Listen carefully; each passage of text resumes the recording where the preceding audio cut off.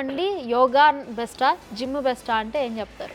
As a yoga ట్రైనర్గా నేనైతే yoga is the best అని చెప్తాను.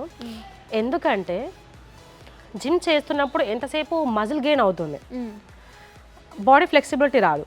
జిమ్ చేస్తూ చేస్తూ మధ్యలో ఆపేస్తే సడన్గా వాళ్ళకి ఓవర్ వెయిట్ పెరగడం అనేది జరుగుతుంది, మజిల్ స్ట్రెంత్ ఈజీగా పోతుంది అండ్ బోన్ డెన్సిటీ కూడా వాళ్ళకి ఎక్కువగా ఉండదు. సో యోగా చేయడం వల్ల ఏంటంటే బాడీ ఫ్లెక్సిబిలిటీ వస్తుంది, స్ట్రెంగ్త్ అవుతుంది, దెన్ ఇంటర్నల్ యాక్టివిటీ కూడా బాగుంటుంది అనమాట.